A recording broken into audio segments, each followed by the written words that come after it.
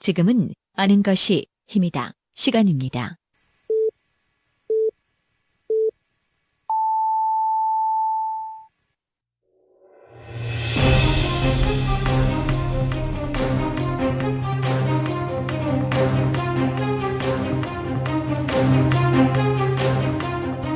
우리 지역의 현안에 대해 낱낱이 파헤쳐 보겠습니다. 요즘 뭔일 이슈.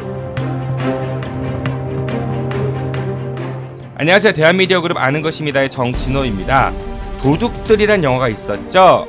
거기에 등장하는 도둑들은 값비싼 물건을 훔치기 위해 정말 치밀한 계획을 세웠었고 배신에 배신을 거듭한 끝에 결국 주인공인 마카오박이 다이아몬드를 차지하게 되었습니다. 여기 실제로 한 도둑들이 있었습니다. 이들은 2012년 10월 일본 대마도의 한 절에서 불상 하나를 훔쳐 한국으로 몰래 들여왔는데요. 그들은 2013년 1월 이걸 몰래 팔려다가 걸려가지고 경찰에 검거되기도 했죠. 그런데 예전에 또 하나의 도둑들이 있었습니다. 1375년 9월 그들은 외선 39척을 이끌고 고려의 서주 지역에 침입하여 이 불상을 일본으로 약탈해 갔습니다. 이 불상은 바로 부석사 금동 관세음 보살 좌상인데요. 오늘은 누가 진짜 도둑인지 그리고 이 불상의 운명은 어찌 되어야 하는지에 대해 알아보도록 하겠습니다.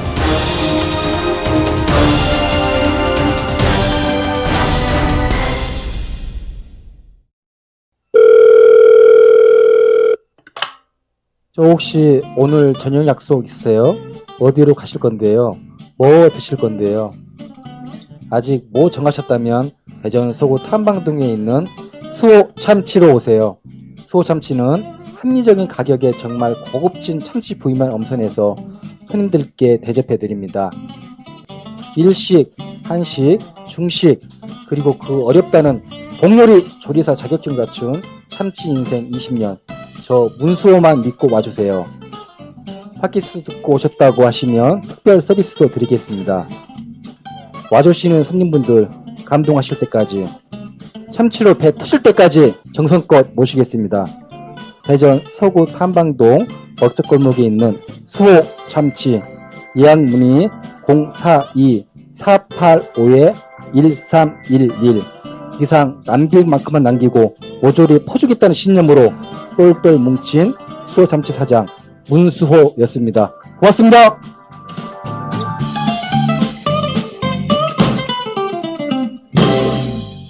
독서는 만고의 진리다.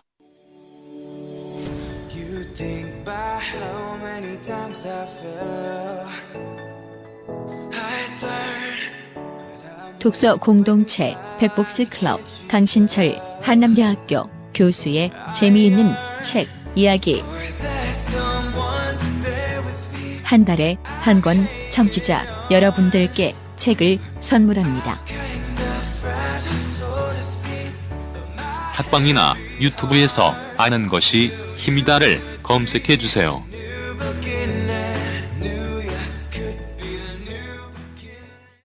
오늘도 아침에 신발끈을 조여매며 정의 사회를 위해 구속당하는 것도 마다하지 않겠다 이런 일념으로 우리 사회를 향해 날카로운 비판을 하는 우리 프로그램의 선장 십자가를 짊어지고 계신 우리 지역 최고 언론인 오마이뉴스 장지한 기자님 나오셨습니다. 기자님 안녕하세요. 네, 안녕하세요. 뭔 수식어가 이렇게 길어요.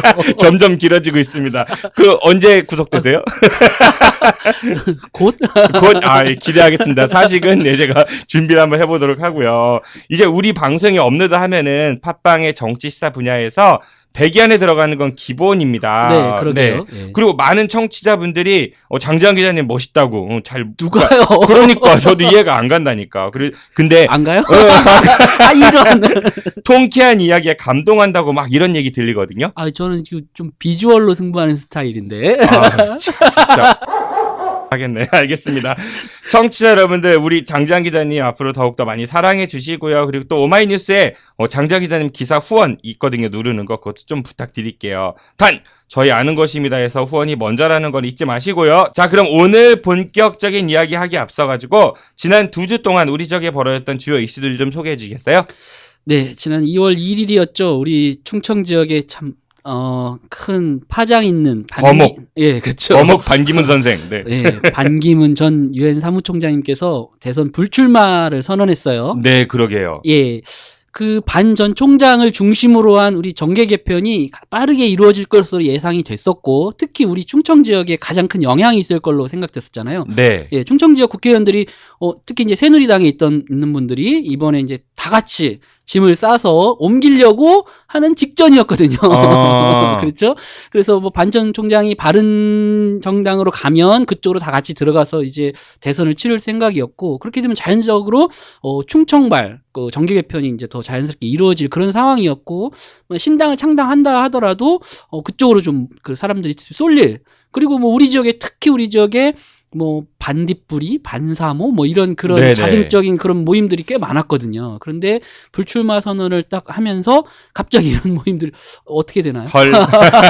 어떻게 될지 모르겠어요. 네. 대표적으로 정진석 의원 같은 경우 지금 탈당 안 한다는 거잖아요. 제가 앞서서 나갈 것처럼 하더니. 나가기가 애매하겠죠. 네. 그래서 좀, 그리고 충청 대망론이라 그래서 우리 그동안 대선에서 충청 지역이 지지했던 분들이 항상 당선이 됐었거든요. 네. 근데 이번에 그래서 인기 있는 그 반 전 총장 이후로 또 뭐 안희정 충남지사라든지 그 외 네. 정운찬, 그다음에 네, 전 총리 이인재 의원 이런 분들 지금 충청권 출신들이 많이 지금 출마를 하고 있거든요. 이상민 의원은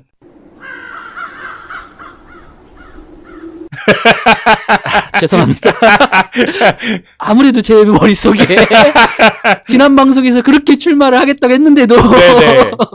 아무튼 이렇게 이제 충청권 그 대선 주자들이 많은 상황 속에서 반 전 총장의 그 불출마가 어떤 분에게 어떤 영향을 미칠지가 이제 주목되는 그런 상황이라고 할 수 있겠죠. 네, 그래요. 반기문 사무총장의 대선 불출마 선언. 네, 네. 그리고요. 또 하나는 같은 날 2월 1일이었는데요. 대전지법 민사 21부에서 의미 있는 판결이 나왔습니다. 네. 뭐냐면 성과 연봉제 효력 정지 가처분 신청이 받아들여졌어요. 좀 성과 어렵죠? 연봉제 예. 효력 정지 가처분 신청. 네, 뭐 알겠지만 성과 연봉제를 박근혜 정부는 밀어붙였고, 네. 성과 연봉제라는 건 그렇습니다. 같이 일을 해서 어떤 성과를 낸 사람에게는 연봉을 많이 주고, 그걸 제대로 못하는 사람은 그걸 평가해서 어떤 불이익을 주겠다는 이런 식인 거죠. 네. 예, 그거를 그렇게 하면은 직장 내에서 경쟁이 생기고, 뭐 이게 경쟁력이라고 주장을 하지만 실제로는 그렇게 하면서 불평등이 생기고 서로 누군가는 이제 직장을 떠나게 만드는 근거와 구실이 되죠. 그래서 노조에서 이걸 굉장히 반발을 했고, 네. 충청 지역에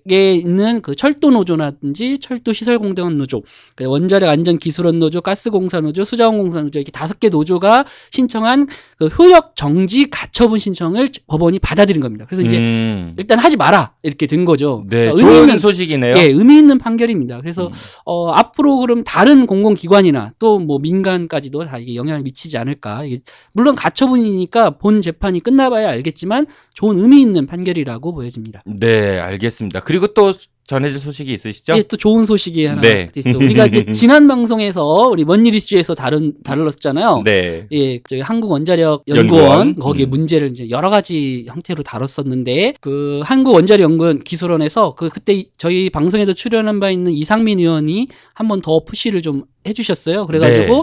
시민단체가 주장하는 그 왜 제3자 검증 방식을 안 받느냐, 왜 이렇게 불신을 이렇게 진행하느냐, 이런 지적을 받아들여서 시민단체가 참여하는 방식의 제3자 검증을 받겠다 이렇게 얘기한 겁니다. 그래서 대전시에서도 이것을 하기로 발표를 하고 검증단을 구성하는 그 단계 행정적인 절차에 돌입하게 됐습니다. 우리 먼일 이슈에 진짜 좋은 징크스가 계속 이어지고 있는 그리고 것 우리가 같아요. 다루면 좀 좋은 일이 좀 잘 생기고 있습니다. 누구 덕일까요? 아이고, 알겠습니다. 죄송합니다. 아예 아닙니다. 뭐 말한 대로 이루어져라. 네. 네, 그래서 예, 이제 곧 구속되실. 좀 세게 얘기해야 되나? 그래서 이제 우리가 그때 염려했던 게 그 사용 후 해결료 재처리 실험 파이로 프로세싱이라고 하는 거 있었잖아요. 네네. 예, 그거에 대해서도 정확히 검증을 좀 받기로 했고, 예, 그리고 그 이후에 다른 거 있었잖아요. 우리가 뭐 시설물의 그 뭐 내진 설계, 그쵸. 뭐 보강 공사가 부실하다든지, 네. 또 그다음에 오염된 흙이 반출된다든지 이런 것까지도 제3자들이 참여하는 그런 검증을 받기로 이렇게 했습니다. 아유, 아주 즐겁고 반가운 소식 전해주셔서 감사드리고요. 그러면은 이제 또 다른 좋은 징크스를 향해서 자, 잠시 후 오늘의 이슈에 대해서 이야기해 보도록 하겠습니다. 오늘 우리 방송의 주제는 누가 진짜 도둑인가? 부석사 금동 관세음보살 좌상인데요. 오늘 도움 말씀 주실 분을 모셨습니다. 평화통일교육문화센터 임재근 교육연구팀장님 나오셨습니다. 팀장님 안녕하세요. 네, 안녕하십니까. 평화통일교육문화센터 임재근입니다. 네, 귀여운 척 하시네요. 짜증나게. 먼저 우리 평화통일교육문화센터라는 곳 좀 약간 생소한 분들도 있을 텐데 어떤 곳인지 소개를 좀 부탁드려도 될까요? 네, 뭐 소개가 특별히 필요가 없을 것 같아요. 단체 이름에 모든 것이 다 나와 있는데요. 평화와 통일이라는 가치를 교육 그리고 문화 활동을 통해서 예, 열심히 우리 시민들에게 알리려는 그런 단체입니다. 한 2014년 10월 달에 창립한 얼마 안 된 2년밖에 안 된 단체입니다. 아, 네. 팀장님 목소리만큼 이렇게 신선한 것 같아요. 네, 그렇군요. 그래도 팀장님께서는 오마이뉴스 시민기자로서도 이번에 부석사 금동관세음보살 좌상 문제에 대해서 계속 취재를 해오셨다고 들었거든요. 이 문제를 취재하게 된 특별한 계기가 있었는지요? 네, 바로 아는 것이 죄라고 할까요? 네? 힘이라니까. 아, 네. 아, 힘이죠. 네. 원우스님 지금 부석사 주지스님이 원래 대전에 계셨었어요. 예, 그때 대전에 계셨을 때 원우스님을 알았거든요. 원이스님? 원우스님이요. 원우스님. 네네. 네네. 예, 부석사 주지스님이신데요. 딱 지금으로부터 4년 전이네요. 2013년 2월 4일 날 서산으로 부석사로 가시는 스님께서 전화가 한 통 왔어요. 부석사 불상이 지금 대전에 있는데 그걸 보러 오신다는 거예요. 그래서 같이 보러 가자고. 네. 예, 그래서 저도 부석사 불상을 보려고 문화재청에 갔는데요. 안타깝게도 볼 수 있는 인원이 5명으로 제한된 거예요. 그래서 저는 보러 가려고 했는데 함께 부석사 신도분들이 버스로 오신 거예요. 다 같이. 우선순위에서 밀렸구나. 아니요. 저는 명단에 올라갔는데 네. 그 신도들을 보고 나서 제가 차마 그 5명에 들어가겠다고 말할 수가 없어가지고요. 저는 빠지고 이제부터 이 문제에 관심을 가지고 한번 취재를 해봐야 되겠다라고 생각하면서 그때부터 본격적인 취재를 하게 됐습니다. 네, 알겠습니다. 그럼 장 기자님께서 먼저 이번 사건 누가 도둑인지 개요를 좀 설명해 주시겠어요? 예, 부석사 이제 관세음보살 좌상이잖아요. 네. 어려워요. 그냥 불상이라고 하죠. 네네. 예, 부석사 불상이 이게 그 주조가 된 게 1330년이라고 그러네요. 이제 고려 말. 예, 근데 지금 우리 그 충남 지역 서산에 있는 부석사에서 이제 주조가 돼서 있었는데 일본의 사람들이 그때 1375년 9월경이라 그래요. 네. 예, 침략을 해서 약탈해 간 그런 불상입니다. 이게 그 대마도 일본 대마도 관음사에 계속 있었거든요. 네. 그랬는데 지난 2013년 그 1월 달에 도둑들이 우리나라 도둑인 거죠. 이걸 훔쳐서 가지고 오다가 이제 걸린 거예요. 훌륭한 일을 하신 건데. 훌륭하다게. 도둑은 나쁜 거예요. 어쨌든. 의적. 네, 잡힌 거죠. 그래서 이게 이제 압수가 된 거예요. 근데 이 불상이 과연 그럼 누구 거냐? 이제 한국의 그 부석사 원래 소유주로 가야 되는 건지 아니면 이 도둑들이 가져왔던 대마도 관음사로 가야 되는 건지 이걸 두고 이제 재판이 이루어지게 되는 거죠. 재판 과정이 이루어지고 또 한국의 입장과 일본의 입장이 다르고 시민단체에서 주장하는 것, 특히 이제 부석사 또 원주인이 주장하는 것들이 이제 맞서면서 이제 논란이 일게 된 겁니다. 근데 이 사건은 이거 하나만의 사건이라고 볼 수가 없어요. 왜냐하면 우리나라에서 약탈된 문화재가 굉장히 많잖아요. 특히 일본이 우리나라 걸 수탈해 간 게 굉장히 많아요. 7만 점 이상이 된다고 예. 합니다. 7만 점? 네. 오. 네, 그것과도 다 연관이 될 수 있는 문제라서 이게 굉장히 한일 관계도 영향을 미치는 거잖아요. 그래서 지금 그래서 중요한 이런 상황인 거죠. 아니 이게 얼핏 생각하면 원래 우리 거 가져온 거니까 우리나라에서 그냥 갖고 있으면 되는데 뭐가 문제인 거예요? 네, 보통 이걸 가지고 이제 국제법을 막 거들먹거리고 하는데요. 실제 법이 제정된 것은 한 1970년 이후이기 때문에 법적으로 본다라면 현행법상은 참 불리한 측면이 있었습니다. 그래서 부석사 현행법이 어떤데요? 그러니까 70년 그 법이 유네스코와 관련된 법이 제정된 이후에는 이제 반환을 당연히 해주도록 되어 있는데 문제는 그 이전에 약탈됐거나 훔쳐간 문화재는 거기에 해당이 안 된다는 거죠. 소급 적용이 안 되네요. 그렇죠. 말도 안 되는 그런 게 거 어디 아니에요? 있어? 예, 그게 법입니까? 그 이후에 약탈되는 문화재가 몇 개나 있겠어요? 그러니까 다 그 전에 제국주의 뭐 이런 거 할 때 많았을 그렇죠. 것 같은데. 네, 맞습니다. 우리나라 지금 일본에 지금 넘어가 있는 것이 지금 그 문화재청에서 보고하는 바에 의하면 7만 점이 넘는다고 해요. 근데 이건 공식적인 거고 아직 밝혀지지 않은 문화재들도 추정하면 한 30만 점 이상으로 추정을 하고 있거든요. 30만 점. 네. 그것보다 더 많을 거예요. 네. 뭐 일본 국보 1호도 우리나라 백제 거라고 뭐 그런 얘기도. 그렇죠. 그러니까 대부분 이제 우리나라 문화재들을 가져가서 그렇게 국보로 삼는 경우도 있지만 그렇지 않고 공개하지 않는 문화재들도 엄청 많은데요. 이 관음사 불상 같은 경우도 대마도 그 절을 우리나라 절하고 좀 그 상황이 다른데요. 뭐 스님도 거의 없고 그냥 도둑들이 진짜 도둑질하기 좋을 정도로 한가하는 그런 사찰이었다고 합니다. 아, 아까 뭐 그 관광객 많은 절이 아니라 약간은 이렇게 외진절? 네, 맞습니다. 네, 그러다 보니까 우리나라의 그 도둑들이 맘먹고 이제 그 도둑질을 해야겠다고 생각을 했던 것 같아요. 그분들 정보력이 대단한데요. 네, 맞습니다. med인조예요. 지금 뭐 정확하게 밝혀진 것은 뭐 4명 이상이라고 하더라고요. 그래서 그 최근에 그 판결이 하면 운반을 하셨던 분은 무죄로 이제 판결이 났다고 하고요. 운반하신 분은? 네, 몰랐으니까 잘. 네. 근데 이 사람들이 철저하게 준비를 했던지 일본 측에서 나올 때는 액선 투과기가 없다는 걸 알고 그대로 들고 나왔고요.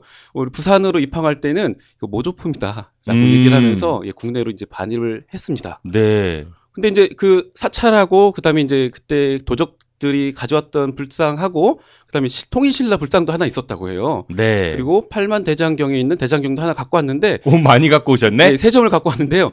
그 일본에 있는 신사와 그다음에 그 절에서는 도둑질 당한지도 나중에 알았던 거죠.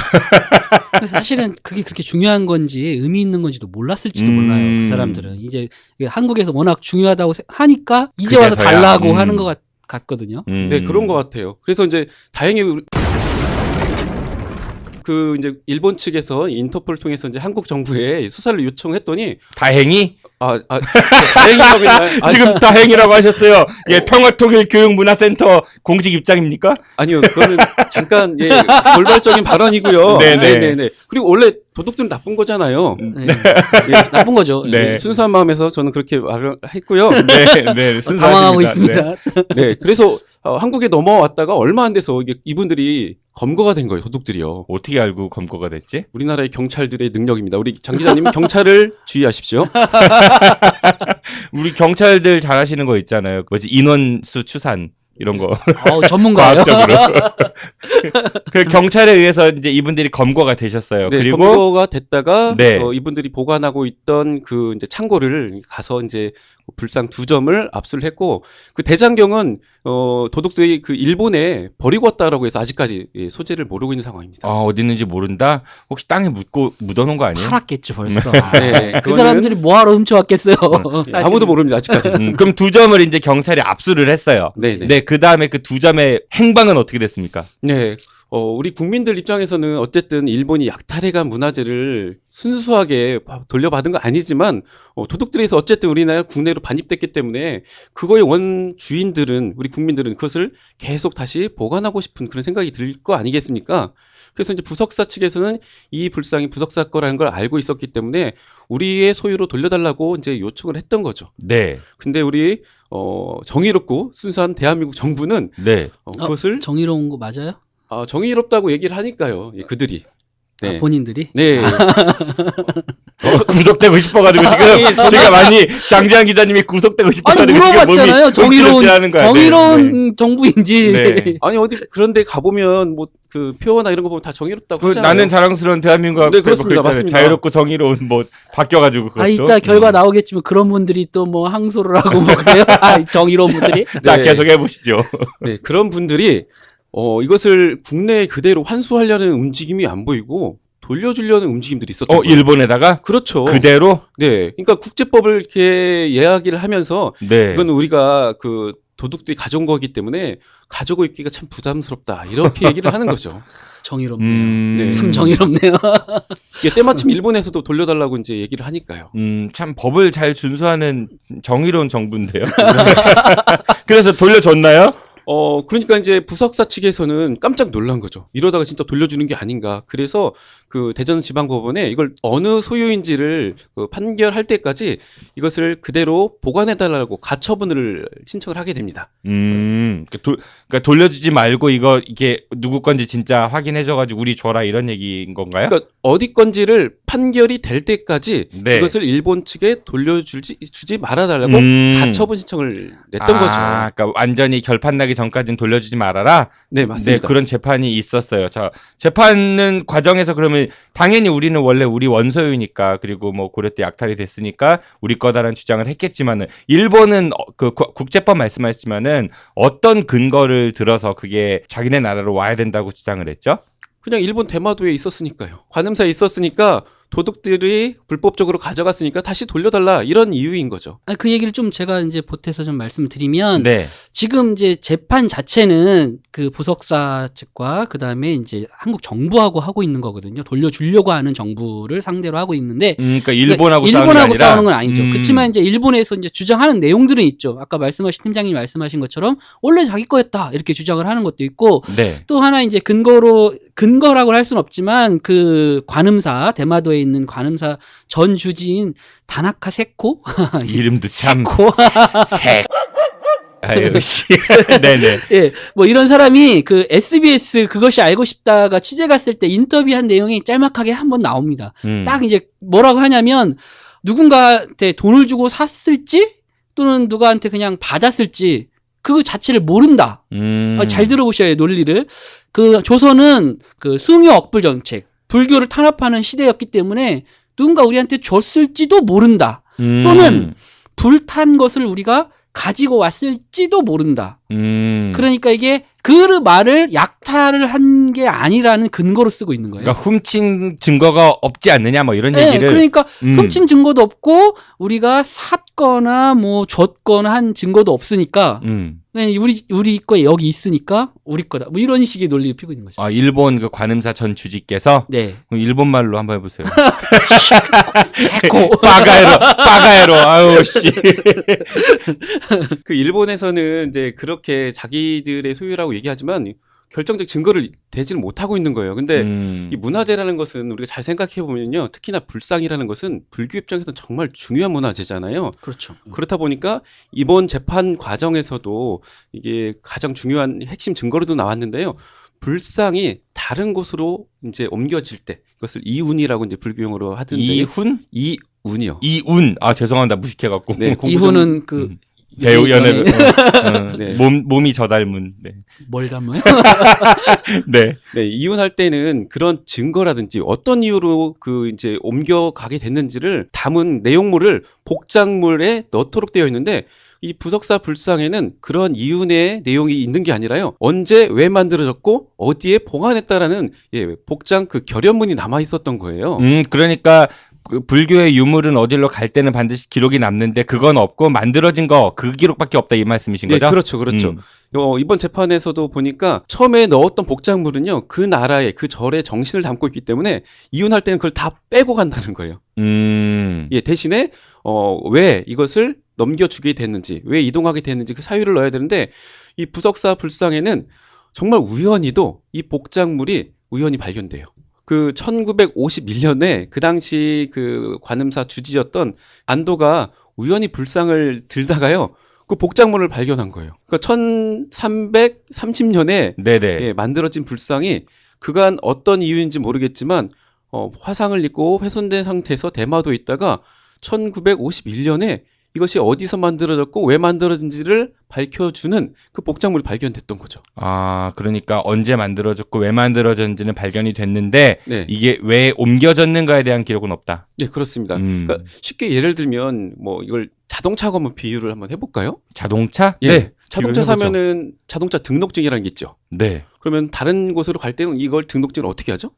그게 뭐 이렇게 뒤에 주소 이전 같은 거 하죠? 네. 주소만 이전하는 게 명의 이전을 해야 명의 이전도 될거 하죠. 아니에요? 네네. 네. 그러면 그 기록들이 그 자동차를 받은 사람이 그 명의 이전에 대한 보장 그의 내용들이 명의 이전을 했다라는 것이 나와 있어야 되는 거잖아요. 그렇죠. 뭐 권리가 소유권이 그걸 넘어간 거니까. 네. 그런데 이 부석사 불상은 그 대마도로 넘어가 있지만 아직도 그 명의가 부석사로 되어 있는 거예요. 대포차네. 그렇죠. 맞아요.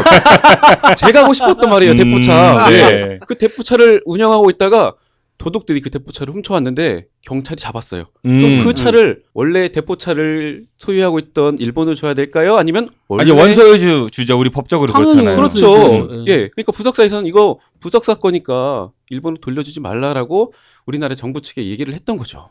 그래요. 그렇게 재판이 치열하게 몇 년 동안 진행이 됐죠. 네, 그 2013년에 이것을 판결이 날 때까지 돌려주지 말라는 가처분 신청을 해서 3년간 이것이 그 보관이 되어 있다가 3년이 지나니까 가처분 신청이 만료가 된 거잖아요. 네. 그러면 처분 끝나면 돌아갈 수도 있는. 그렇죠. 음. 도둑들이 불상을 2점 갖고 왔다고 했잖아요. 아, 네, 아까 그랬죠. 하나는 어디다 놨는지 모르고 팔만대장경 그거는. 네, 그건 그렇고 통일신라 시대의 불상 1점 하고요. 고려 시대의 불상, 부석사 불상을 2점을 갖고 왔는데 네. 안타깝게도 그 통일신라 시대의 불상은 그런 내용들이 없었던 거예요. 그러니까 이것이 그러니까 아까 말한 기록물 그게 없었다. 네, 그러니까 이 불상은 어느 나라 어느 시대에 어디 절에 있었던지가 기록에 남아 있지도 않고 밝힐 수가 없었기 때문에 원소유주를 모른다. 예, 그래가지고 우리 정부가 예, 정의롭게 일본에 돌려줬던 일이 있었습니다. 2015년 참 정의로워. 7월 경에요. 예, 만약에 이제 부석사 법을 수호하는. 예, 부석사 측에서 그렇지. 이것을 가처분 신청을 하지 않고 그 법원에서 이것을 받아들였지 않았더라면 통일신라 시대 불상과 마찬가지로 부석사 불상도 예, 정의로운 우리 정부에 의해서 일본 측으로 되돌아갈 수 있었다는 거죠. 그러니까 그 통일신라 때의 불상은 일본으로 안타깝게 그냥 되돌아갔다는 표현을 쓰기도 싫으네요. 그냥 어쨌든 뭐 이렇게 뺏긴 거죠, 한마디로. 다시 다시 도로 뺏긴 거죠. 뺏겼고 네, 맞습니다. 그리고 부석사는 지금 가처분 상납했다 상태에서 그러면 좀 너무한가요? 혼자 구속되세요. 난 안 될래. 그래서 아니 그런 기분이 들잖아요. 일본 사실- 눈치 예. 보려고 걷다 사실 저도 넣어드릴게요. 그래 3년 동안의 가처분 그 재판 결과 뭐 즐거운 반가운 뭐 행복한 이런 소식이 잠깐 들렸었다고 들었거든요. 아, 그 3년 동안 재판이 있었던 게 아니라요. 가처분 기간이 3년 동안 있었던 거고 이제 가처분 기간이 끝나니까 다시 이제 부석사에서는 이러다가 통일신라 불상처럼 이걸 빼앗기는 게 아닌가라는 생각으로 선택한 것이 민사소송이었던 거예요. 아, 가처분이 끝나고 다시 민사소송을 제기했군요. 네, 그래서 네. 이제 그 민사소송의 대상이 바로 대한민국인 거죠. 그러니까 부석사가 대한민국 정부를 상대로 민사소송을 했다. 네, 그래서 이 불상을 문화재청이 지금 수장고에 보관하고 있으니까 너희들이 보관하고 있지 말고 원소유진 우리한테 돌려달라고 대한민국 정부를 대상으로 민사소송을 작년 한 1년 전에 4월 달에 이제 청구를 하면서 네. 대한민국 정부가 피고가 된 거예요. 아, 네, 그래서 이제 1년 동안 이 민사소송이 재판돼서 얼마 전에 1심이 끝났는데요. 네. 이제 4월에 재판을 청구했고 3개월 동안에 이제 재판부가 배정이 돼서 뭐 2번의 변론 기일, 그다음에 3번의 증인 신문, 그 과정에 그 불상이 잘 있는지 문화재청이 잘 있는지 현장 검증을 거쳐 가지고 거의 한 6, 7개월 동안에 이제 본격적인 재판이 이제 끝났는데 네. 재판 결과는 다 들으셨죠?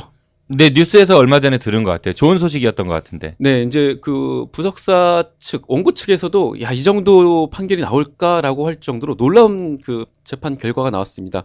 첫 번째는 그 문화재청이 보관하고 있는 불상을 원소유주인 부석사 측에 돌려줘라. 오. 네. 원소유주라는 걸 정확히 한 거죠. 그러니까. 네, 네. 부석사 불상이다라고 얘기를 한 명확히 거예요. 한 거니까 네네. 오, 중요하죠. 반가운 소식. 네. 네. 그리고 두 번째, 재판 비용도 모두 피고가 부담하라.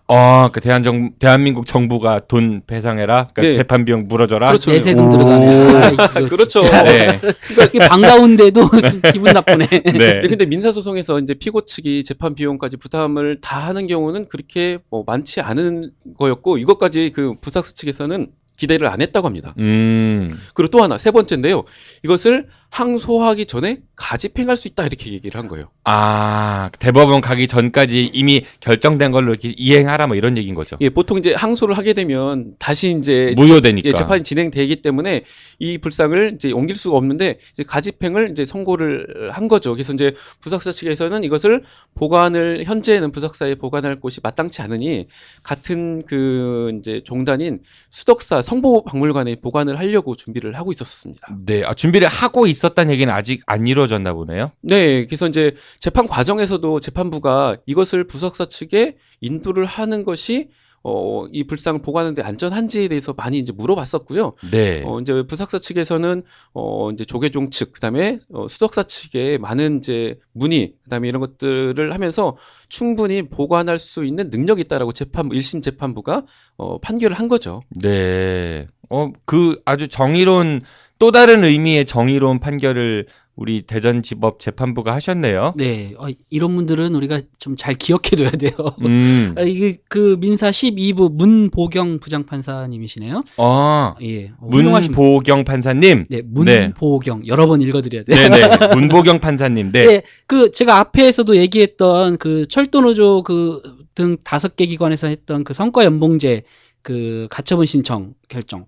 예, 효력 정지 가처분 신청 이분이 하신 거거든요. 오. 예, 훌륭하시잖아요. 예. 네. 네. 그다음에 뭐 신천지 관련해서 새로람 교회 앞에서 이제 집회를 하니까 이거를 하지 말라 이런 가처분 신청도 인용해줘가지고 그러니까 집회의 자유를 인정할 수는 있지만 타인의 권리를 침해하는 집회는 안 된다. 뭐 이런 이제 의미 있는 판결을 또 내린 것도 있고 네. 또 뭐 군 가혹행위로 장애를 얻었다면 국가 유공자로 인정해야 된다. 오. 예, 군 가혹행위 많잖아요, 사실. 저도 많이 당했었는데. 네네. 그걸 국가 유공자로 인정해야 된다. 이런 판결도 내린. 그러니까 이분이 정말 정의로운. 아까 우리가 또 다른 의미의 정의로운. 정의 얘기 많이 진짜, 했는데. 진짜 정의로운. 네, 그런 판결인 것 같아요. 네. 문보경 판사님 사랑합니다. 저도요.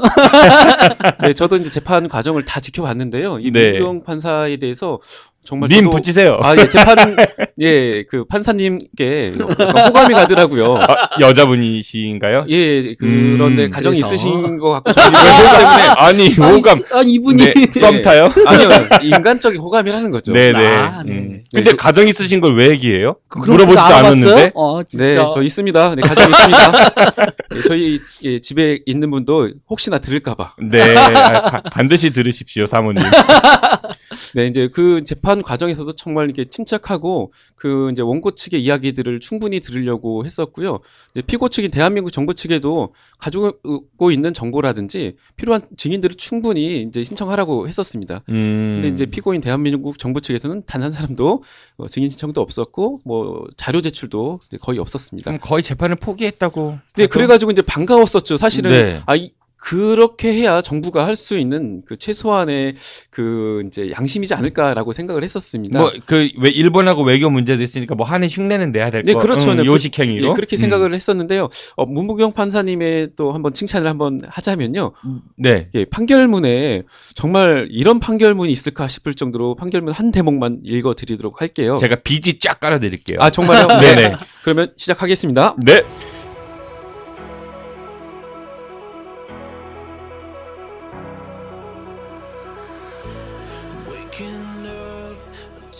예, 이런 점들을 종합하여 볼 때 이 사건 불상은 원고의 소유로 넉넉히 추정할 수 있고 과거의 증여나 매매 등 정상적인 방법이 아닌 도난이나 약탈 등의 방법으로 일본 대마도 소재 관음서로 운반되어 보관되어 있었다고 봄이 상당하다.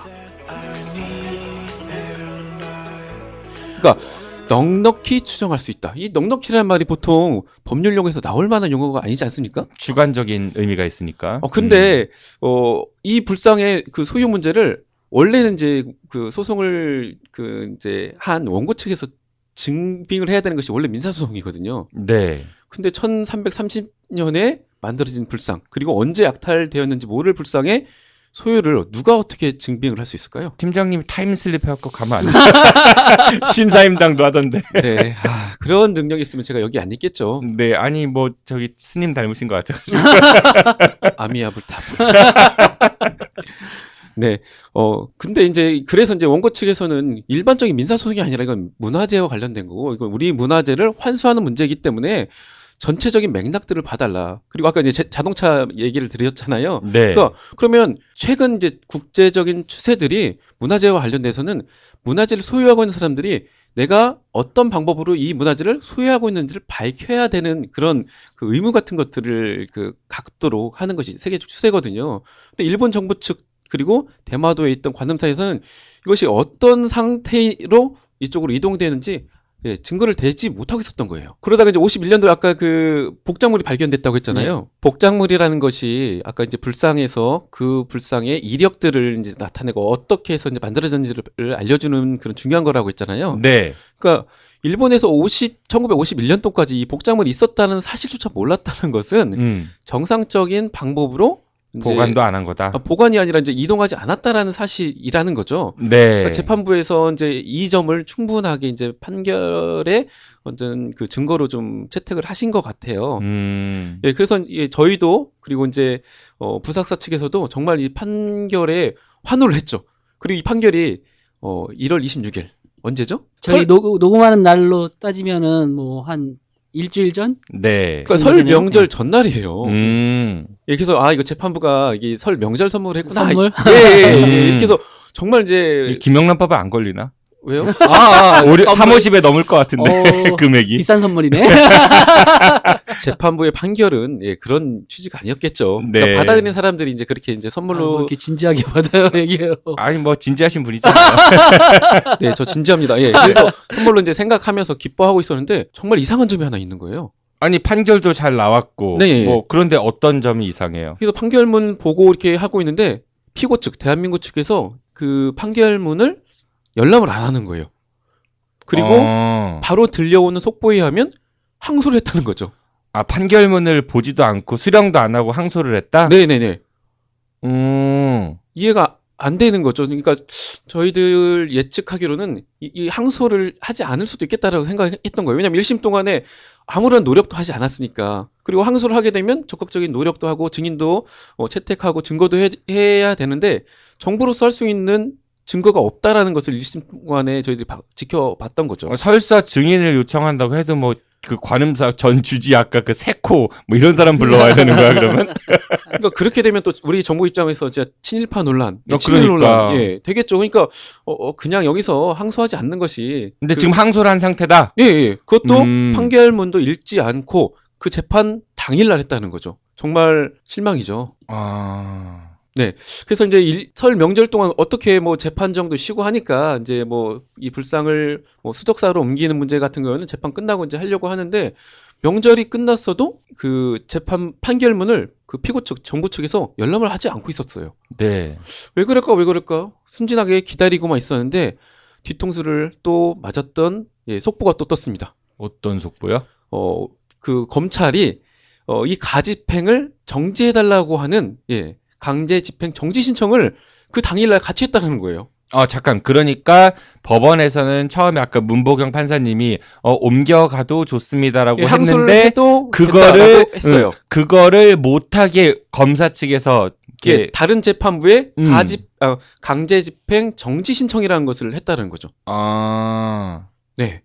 그러니까 원래 이제 민사소송법에 의하면 이 강제 집행 정지라는 것은 가집행을 방어할 수 있는 용도로 이제 사용되는 건데 이것을 검찰이 날치기로 그리고 아주 속전속결로 신청을 했고 더욱 놀라운 것은 이걸 재판부가 명절 끝나고 다음 날 하루 또는 이틀 만에 이것을 받아들였어요. 인용했다는 거죠. 잠깐만요. 그러면은 판결을 내렸다는 거죠. 판결을 그러니까 가져가도 좋다라고 내렸는데 며칠 있다가 가져가면 안 돼 판결을 내렸다는 얘기이신 거죠? 네, 그러니까 1심 재판부 민사 12부에서는 한 7개월 동안에 몇 차례의 변론, 그다음에 현장 검증, 뭐 사실관계 조회 등등 정말 심사숙고해서 내린 판결을 또 다른 재판부 민사 13부에서는 어떤 분이 판사님이세요? 그 재판부는? 민사 13부에서는 이것을 이제 가져가면 안 된다라고 판결한 거예요. 그러니까 그 가집행을 일단 하지 말아라 막은 거죠. 그러니까 네네. 그 검찰 측에 이제 그 신청을 받아들인 거죠. 그러니까 뭐 서류 따지고 이러면 실제로 몇 시간 동안 이제 판결을 내린 거죠. 그러니까 그 판사님은 그 재판장 이제 그분이 궁금하신 거죠. 아니 그냥 뭐 말씀 안 주시 뭐 우리가 확인해 볼 수도 있지 않나요? 근데 뭐 인터넷 조회 보면은 네. 민사 13부니까 두려우세요? 아니요. 저도 이제 13부 조회해 봤더니 네. 그 부장판사 김병식 그 판사님으로 나오시더라고요. 김병식 판사님? 네. 근데 네. 재판장이 근데 이분이 그 전에 어떤 판결을 내렸는지 봤더니 2014년도인가? 대전지방법원 변호사님들로부터 뽑힌 그 잘하는 판사 2위 뭐 이렇게 뽑혔던 판사님이신데 그럼 1위는 문보경 판사님? 아니요. 다른 분이고요. 네네. 네. 그래서 이분이 이런 판결을 내릴까 좀 의아스러울 정도로 이건 검은 힘이 미치는구나 이런 생각을 할 정도로 속전속결로 거무님이 미친다는 거에 어떻게 확증하실 수 있습니까? 아니요, 그런 느낌, feel. 느낌이 든다는 거죠. 예. 그 저희 아는 것입니다의 견해와는 상관이 없습니다. 김경식 판사님. 네. 예, 저도 그냥 느낌이 들었다는 거고 이제 아, 판사님에 네. 대한 아니, 느낌이 근데 아니라 이제 이런 느낌이 들 수밖에 없는 거죠. 왜냐하면 지금 정부와 무슨 싸움이냐면 우리나라의 그에서 주조된 그 불상을 지금 일본에 돌려줘야 된다는 정부와 돌려주지 말라는 국민과 싸움이잖아요. 그런 싸움을 막 해가지고 법원이 판결을 내린 거예요. 이거는 국민 손을 들어준 거잖아요. 정부가 이거는 법적으로 따지면은 국민이 이긴 거다. 그러니까 정부가 더 이상 이거에 대해서 말하지 말아라는 식의 판결을 내린 거거든요. 근데 갑자기 정부기관에서 바로 이거를 강제 집행 정지를 내고 바로 법원은 또 곧바로 그 받아들인 거죠. 그러니까 이거 우리 국민 입장에서 보세요. 저 사람들 다 정부 원고도 정부고 그걸 낸 데는 검찰이고 또 판결 낸 것도 법원이고 막 그러니까 이런 생각이 안 들 수가 없죠. 저 사람들이 무슨 생각을 가지고 있지? 저 사람들 다 짜고 치는 거 아니야? 일본과의 관계는 중요하고 우리 국민들의 정서나 우리나라의 역사, 문화재 이런 거 중요하지 않나? 이런 생각이 들 수밖에 없는 거죠. 그래서 자꾸 정의롭다 그런 거잖아요. 누구를 위한 정의냔 말이에요, 정의가. 그러니까 이제 검찰이나 재판부의 판결도 이제 조금 의아스러운데 이제 일본 측의 반응과 이제 이어지는 거기 때문에 제가 아까 검은 세력이라고 얘기를 한 거예요. 네. 그러니까 판결 직후에 그 이제 일본의 이제 그 스가 그 관방장관 스가요시. 예, 스가요시 관방장관이 이제 유감이라는 걸 표현했고 다음 날 뭐 그 문화 관련된 장관도 유감 표명을 했고요. 뭐 어떤 두 번째 판결을요? 아니요. 첫 번째 판결. 1심 판결에 대해서. 그러고 나서 국내에 이제 보수 언론들의 논조도 바뀌는 거예요. 이 부석사 불상이 또 다른 한일 관계에 뭐 이렇게 화약고와 같은 또는 뭐 소탐 대실이니 뭐 이런 식으로 뭐 몇몇 그 보수 언론들이 논조가 바뀌고 그다음에 이제 재판부의 이런 그 이제 강제 집행 정지의 신속한 인용이라든지 또 일각에서는 들려오는 이야기가요. 2심 재판에서는 일본 정부 측이 직접적인 그 당사자가 아니기 때문에 재판에 참여를 할 수 없잖아요. 근데 이제 뭐 이것은 그 정확하게 밝혀진 건 아니지만 일본 측에서 보조 참여를 할 수도 있다. 이런 이야기들이 들려오고 있습니다. 아니면 적극적으로 뭐 증인들을 출석시키겠다. 이런 이야기들이 나오고 있어서 조금 불안한 느낌들이 있습니다. 네. 지금까지 우리가 그 부석사 관세음 보살 좌상에 대해서 이야기를 나눠봤는데요. 그 재판이 이제 항소를 정부에서 했기 때문에 2심으로 이제 넘어갑니다. 앞으로 재판 전망은 어떻게 예상하시는지요? 1월 26일 날 이제 항소를 했으니까요. 보통 민사재판에서 항소를 하게 되면 한 3개월 정도 후에 이제 시작되는 게 보통인데요. 그래서 이제 빨라도 3월 정도에 재판이 시작될 거라고 예상을 했습니다. 근데 지금 들려오는 거에 의하면 빠르면 이제 이번 달에도 항소가 시작될 거라고 얘기를 해요. 그래서 그 이유를 보면 현 정권이 이제 조만간에 이제 대선이 이제 진행되면 정권이 바뀔 거 아니에요. 그러니까 일본이라든지 현 정부 입장에서도 정권이 바뀌기 전에 2심 판결을 좀 끝내려는 그런 그 욕심들, 그런 의혹들이 지금 생기고 있는 상황입니다. 재판 속도가 좀 빨라질 수도 있겠다 이렇게 예상을 하시는 거네요. 예, 그렇죠. 그럼 충분하게 뭐 재판 항소 준비를 이제 하고 1심에서도 정말 많은 증인들, 그다음에 변론들, 그다음에 이제 현장 검증 같은 것들을 거쳤는데 2심에서는 어떻게 보면 또 재밌을 수도 있어요. 전혀 이제 증인도 채택하지 않았던 대한민국 정부 피고가 어떤 증인들을 불러올지, 여기 일본 정부는 어떠한 태도를 취할지 이것도 이제 재미있어질 것 같은데요. 그 정부 일본 그럼 그 관음사 주지 데리고 와가지고 쎄꼬 아니면 관방 장관 데려와가지고 자기네 거라고 막 주장하는 거를 재판정에 세우면 재밌겠네. 정말 재밌을 것 같아요. 네, 우리나라 정부가 일본의 관료나 뭐 주지를 데려와가지고 막 그쪽 편을 드는 장면이 나와야 되는 거잖아요. 적극적으로 하려면 되게 웃길 것. 그러니까 이제 원호스님 그쪽 정부 허락해야 되겠네. 그러니까 부석사 주지 원호스님도 좀 걱정을 하는 거죠. 그러니까 2심이 너무 빨라지는 걸 봐서 재판부가 좀 다른 이제 판결할까 좀 두려워하면서도 이제 일본 측의 이런 입장들을 보면서 재판정에서 진짜 누가 친일이고 누가 애국인지를 밝힐 수 있는 좋은 또 자리가 될 수 있을 것 같다라고 생각을 하고 있습니다. 네, 그러네요. 과연 진짜 국민을 위한 정부가 어디에 있는지 정말 확인할 수 있는 기회가 될 것 같은데요.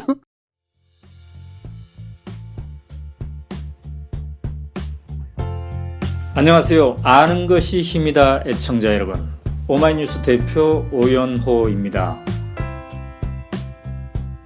권력과 자본에 굴하지 않는 오마이뉴스. 국민의 편에 선 진보 종편 오마이TV는 여러분의 힘으로 가능합니다. 월 1만 원의 씨앗으로 참 언론을 키워주십시오. 전화 010-3270-3828로 주시거나 오마이뉴스 홈페이지에서 직접 가입할 수 있습니다. 감사합니다. 오마이뉴스는 늘 여러분과 함께 하겠습니다. 우린 좌익 빨갱이도 수국골통도 아닙니다.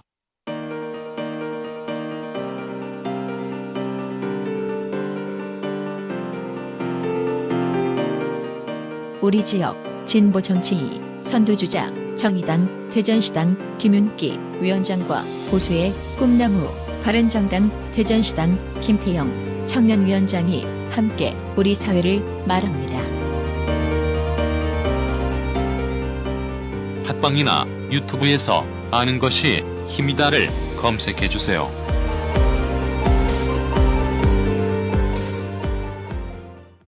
오늘 이야기를 하다 보니까 진짜 속이 꽉 막힌 느낌이 드는 것 같습니다. 이런 문제들 정말 빨리 해결돼야 될 것 같은데 이게 관세음보살 좌상만의 문제는 아닌 것 같거든요. 네, 저도 이제 재판 과정을 이제 지켜보면서 왜 이렇게 불상 하나 때문에 이렇게 호들갑을 떨까? 그러니까 일본 입장에서는 7만 점이 넘는 문화재 중에 한 점이잖아요. 그럼 이거 그것도 이제 대마도라는 정말 외진 곳에 있는 하나의 불상인데 일본 관방장관까지 나서서 일본 정부까지 나서 이렇게 유감 표명하고 이것을 다시 빼앗아 가려고 하는데 왜 그럴까 생각해 봤더니 소녀상이 생각이 드는 거예요. 그러니까 일본 대사관 앞에 있는 소녀상 하나가 지금 한일 관계를 어떻게 지금 만들어 놓고 있습니까? 좋게 만들고 있잖아요. 그러니까 사죄하지 않는 일본을 사죄하도록 국민들이 지금 요구하고 있습니다. 네. 그러면 이 약탈 문화재도 소녀상의 하나의 연장선에 있다라고 생각이 듭니다. 한쪽으로는 아직도 친일파가 살아있구나라는 생각이 들 정도로 한일 관계에 있어서 일본 편을 직접적으로는 못 들지만 우회적으로 드는 정부 그리고 때로는 이것을 일본으로 빨리 돌려줘야 된다라고 하는 국민도 있다는 것이 너무나 가슴이 안타깝습니다. 누가 그렇게 돌려달 주제요? 그 보수 단체라고 표방하는 사람들이 재판정에 와가지고 어느 단체? 제가 까먹었어요. 태극기 집회하는 그런 분들이겠죠. 예, 명칭은 일본군 위안부 무슨 내용의 타이틀을 다뤘던 그 단체였는데요. 네네. 재판이 시작되는 첫날 와가지고 그 재판정 앞에서 기자회견을 열고 그 검찰의 탄원서를 빨리 일본에 돌려줘라라고 탄원서를 제출도 하더라고요. 정의로운 분들이시네요. 알겠습니다. 우리 장재환 기자님께서는 이 문제 바라보시면서 어떤 마음이 드시는지요? 답답하죠, 저도. 아까부터 계속 얘기하지만 이게 정말 누구를 위한 정부인지, 누구를 위한 법이고, 누구를 위한 정의인지가 참, 그런 답답한 마음이 들고요. 그 팀장님 말씀하셨지만 이게 상징적 의미가 있습니다. 우리가 뭐 7만 점이라고 얘기하지만 사실 훨씬 더 많잖아요. 우리 지역에 유명한, 많이 알고 있는 분들도 있겠지만 우리가 일본이 패망하고 돌아갈 때 한국에 있던 많은 사람들이 그 우리나라에 있는 문화재 같은 걸 많이 그냥 가져갔어요. 무단으로 많이 가져갔고 특히 공주에 유명한 그 교사 한 분이 자기가 그동안 도굴 하거나 주변에서 뭐 수집했거나 했던 그 문화재를 큰 배로 한 배를 가지고 가서 그런 건 사실 파악도 안 되는 그런 문화재들이 수두룩하거든요. 근데 이제 그런 문화재를 바라볼 때 이게 어떻게 바라볼 거냐의 상징적인 의미가 이 불상이라고 생각합니다. 불법으로 약탈한 것은 돌려줘야 된다는 그런 의미가 되는 거죠. 그렇다면 실제로 우리가 돌려받지 못하더라도 일본 내에 존재하는 그 수많은 우리나라의 그 문화재는 엄밀히 따지면 소유권은 우리 거라고 주장할 수 있는 그 영원히 남는 그런 상징성이 있는 이런 사건인 거죠. 근데 문제는 이 문제를 바라보는 입장이 아까 말씀하신 게 너무 답답한 거예요. 정부나 또 일부 사람들이 돌려줘야 된다고. 그러면 그게 받아들여주는 순간 앞으로 우리가 주장하기가 어려워지잖아요. 네. 이게 한일 관계, 우리 후손에 그리고 또 우리의 역사에 미치는 영향이 크기 때문에 이거에 대해서 바른 관점으로 바라봐야 되겠고 우리가 정의라는 얘기를 자꾸 우리가 빚고 왔는데 분명히 이런 문제만큼은 우리가 말하는 정의가 정확히 바로 서야 된다. 바로 올바로 실현이 돼야 된다. 저는 그렇게 생각합니다. 예, 우리라고 엮지 마시고요. 잘 알겠습니다. 그러기 위해서는 우리 모두가 올바른 역사의식을 바탕으로 보다 똑똑해져야 할 것 같습니다. 그러니까 청취자 여러분들 저희 아는 것입니다. 더 많이 청취해 주시고요. 그리고 팀장님 오늘 이제 처음 나와보셨죠? 저희 방송 나와서 이야기해 보시니까 어떠셨어요? 네, 처음이라 많이 떨리고 그런데요. 아는 것이 힘이다. 네, 저는 아는 것이 행운이다라고 생각을 합니다. 우리 장재환 아까는 죄라며요. 진행하면서 생각이 바뀌었습니다. 네. 예, 장재환 기자님을 아는 것도 행운이었고 오늘 그 PD님 처음 뵀는데요. 오늘 PD님을 알게 된 것도 행운이라고 생각하겠습니다. 아유, 감사합니다. 예, 나중에 계좌번호 적어주시고요. 끝으로 가시기 전에 저희 청취자 여러분들께 평화통일교육문화센터에 저희 청취자분들이 힘을 실어드리기 위해서 어떻게 해야 할지 좀 광고하시고 가세요. 네, 평화통일교육문화센터 아까도 말씀드렸지만 평화통일이라는 가치를 위해서 열심히 교육 활동하고 있는데요. 저희 교육이라든지 기행해설 많이 신청해 주시고요. 오마이뉴스처럼 저희 단체도 많은 시민들의 후원으로 이루어지고 있습니다. 저희 홈페이지에 잘 찾아오셔가지고요. 후원하기 버튼 꼭 눌러주십시오. 네, 알겠습니다. 오마이뉴스나 평화통일교육문화센터는 많은 후원분들이 계시군요. 저희는 너무 적은 후원분들이 계셔서 죽을 것 같은데. 아니, 많다는 게 아니라 많이 후원을 해달라는 말씀이에요. 네, 알겠습니다. 네, 지금까지 임재근 평화통일교육문화센터의 교육연구팀장님이셨습니다. 팀장님 나오셔서 고맙습니다. 안녕히 가세요. 네, 고맙습니다. 장재환 기자님께서도 내일 또 신발끈 이렇게 조여 매셔야죠. 저 구두 신고 다녀요. 청취자 여러분들 신발 협찬 받습니다. 김영란법 있으니까 5만 원 미만으로다가요. 네, 장재환 기자님 고생 많으셨습니다. 안녕히 가십시오. 네, 고맙습니다. 안녕히 계세요.